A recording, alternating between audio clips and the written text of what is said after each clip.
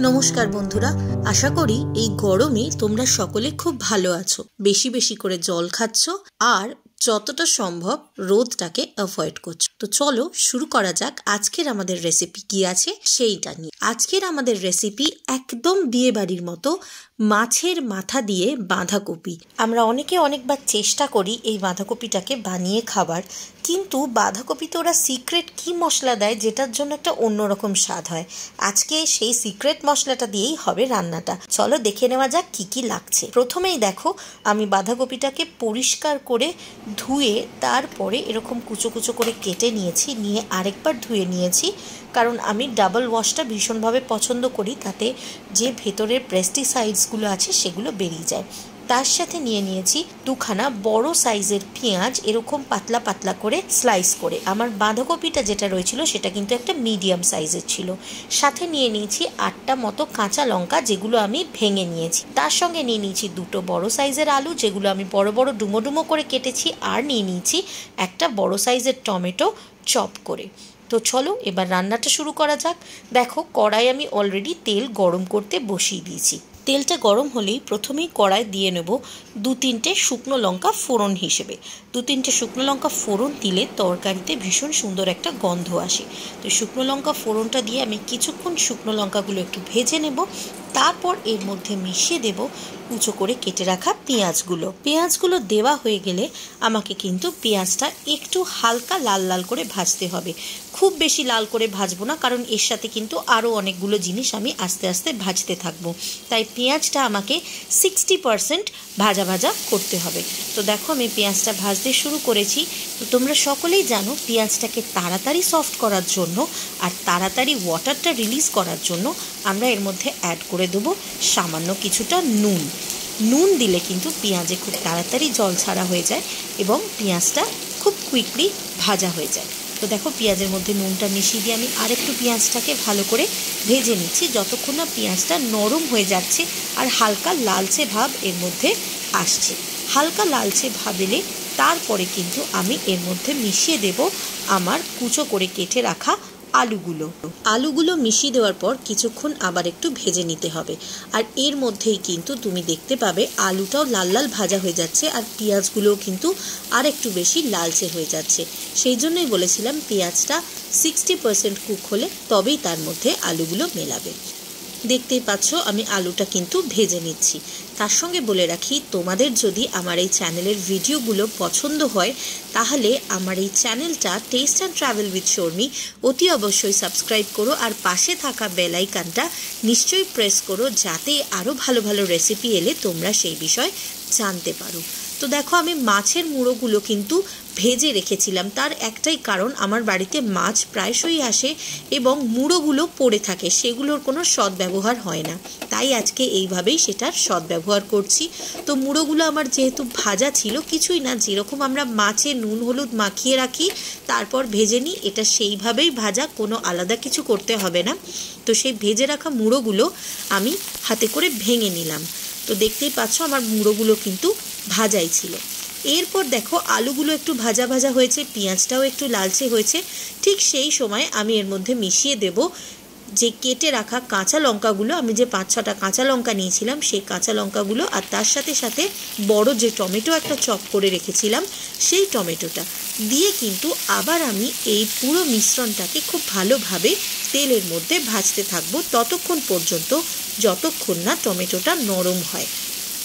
দেখো, টমেটোটাও কিন্তু বেশ নরম হয়েছে আর পেঁয়াজটাও কিন্তু ভীষণ ভালোভাবে এবার লাল লাল হয়ে কুক হয়ে গেছে। ঠিক এই সময় আমি কুচিয়ে রাখা বাঁধাকপিটাকে ঢেলে দেব। তো বাঁধাকপি কিন্তু জল রিলিজ করে, তাই বাঁধাকপি যখন রান্না করবে তাতে কিন্তু আলাদা করে জল দেওয়ার কোনো প্রয়োজন নেই। আমি বাঁধাকপিটা ঢেলে নিয়ে খুব হালকাভাবে পুরো সবজিগুলোকে ভালোভাবে মিশিয়ে নিচ্ছি। দেখতেই পাচ্ছ সবজিগুলো কিন্তু মিশে যাচ্ছে। এই রেসিপিটা যদি তোমাদের ভালো লাগে তাহলে তোমাদের কাছে একটা অনুরোধ রইল, যে একটা কমেন্ট করে জানিও তোমরা আরও কী কী রেসিপি দেখতে চাও। আর তার সাথে সাথে অতি অবশ্যই এই রেসিপিটাকে একটা লাইক করে দিও, বন্ধু বান্ধবের সাথে শেয়ার করো। তোমাদের এই এনকারেজমেন্টটুকু আমাদের এগিয়ে যেতে অনেক সাহায্য করে। তাই প্রত্যেকটা ইউটিউবারই কিন্তু বারবার তোমাদেরকে এই রিকোয়েস্টটা করে, কারণ তোমাদের ভালো লাগাটা কিন্তু তোমরা এইভাবেই আমাদের কাছে পৌঁছে দাও। এবার দেখো এর মধ্যে মশলা বলতে মিশিয়ে নেব খুব সামান্য ঘরোয়া কিছু মশলা, যেমন 1 চামচ হলুদ গুঁড়ো, 1 চামচ শুকনো লঙ্কার গুঁড়ো, 1 চামচ কাশ্মীরি লঙ্কার গুঁড়ো, আর তার সাথে সাথে 1 চামচ জিরে গুঁড়ো। এই সমস্ত মশলাগুলো মিশিয়ে খুব ভালোভাবে কিন্তু বাঁধাকপিটাকে ভাজা ভাজা করে নিতে হবে। দেখো বাঁধাকপিটা কিন্তু রান্না করতে করতেই দেখবে খুব জল ছাড়তে শুরু করে। এবার মিশিয়ে দিলাম স্বাদ মতো নুন। মনে রাখবে পেঁয়াজ ভাজার সময় কিন্তু আমি 1 চামচ নুন মিশিয়েছিলাম, তাই পরে আরেক চামচ নুন দিলাম। এগুলো কিন্তু প্রত্যেকটাই ছোট চামচের 1 চামচ করে। তোমরা যদি নুন বেশি খাও তাহলে একটু বেশি দিতে পারো। এবার পুরো জিনিসটাকে একটুখানি মিশিয়ে নিয়ে ঢাকা দিয়ে রেখে দিলাম। মিনিট 5 পর দেখো ঢাকা তুলে তোমাদেরকে দেখাচ্ছি, বাঁধাকপিটা কিন্তু জল ছেড়ে এসছে অনেকটাই। এইভাবেই কিন্তু ঢাকা দিয়ে দিয়ে আর মাঝে মধ্যে নেড়ে নেড়ে বাঁধাকপিটাকে রান্না করে নিতে হবে। তো দেখো আমি পুরো জিনিসটাকে ভালোভাবে মিশিয়ে আবার একটু ঢাকা দিয়ে রেখে দেবো মিনিট 2-3 জন্য। আমি কিন্তু এইভাবে 3-4 বার 2 মিনিট 3 মিনিট করে ঢাকা দিয়েছি, আবার একটু তুলে তুলে নাড়াচাড়া করে রান্না করেছি। এবার দেখো বাঁধাকপিটা কিন্তু পুরোপুরি তার জলটা ছেড়ে দিয়েছে। তো এই সময়ে কিন্তু আমাকে আবার একটু নাড়াচাড়া করে নিতে হবে। আর এই সময়ই আমি এর মধ্যে মিশিয়ে দেব ভেঙে রাখা মাছের মাথাগুলো। এই রান্নাটা কিন্তু কাতলা মাছের মাথা বা রুই মাছের মাথা যে কোনো দুটো দিয়েই করা যেতে পারে। আমার কাছে 2 রকমই ছিল, আমি দুটোই মিশিয়ে দিয়েছি, কারণ আমার তো এগুলো লেফট ওভার মুড়ো, তোমাদেরকে বললামই, সেটারই আজকে সদ্গতি হচ্ছে।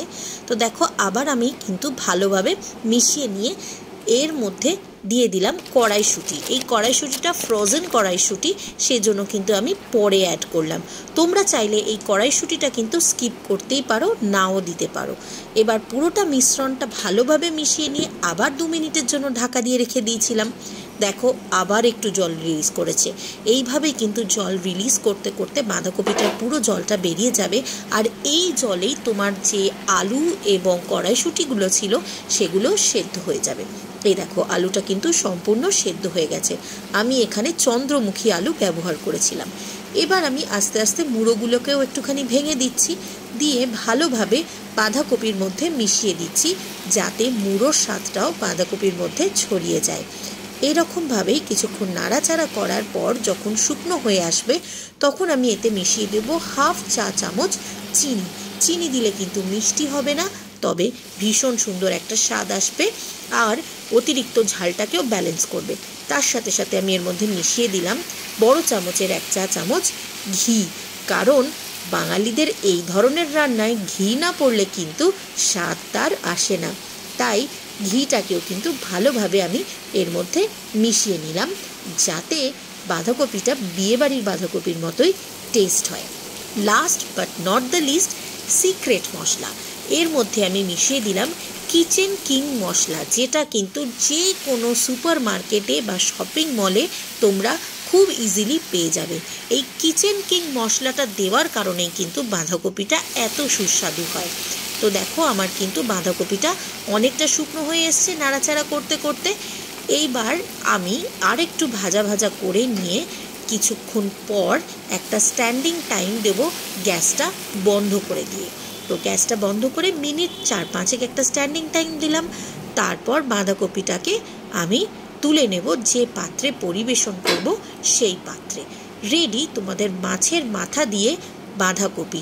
রেসিপিটা যদি ভালো লেগে থাকে আর খুব সিম্পল মেথডে যদি তোমরা শিখে থাকো মাছের মাথা দিয়ে বাঁধাকপি কিভাবে বানাবে, তাহলে আমার চ্যানেলটা অতি অবশ্যই সাবস্ক্রাইব করো এবং এইভাবেই আমার পাশে থেকে আমাকে এনকারেজ করো।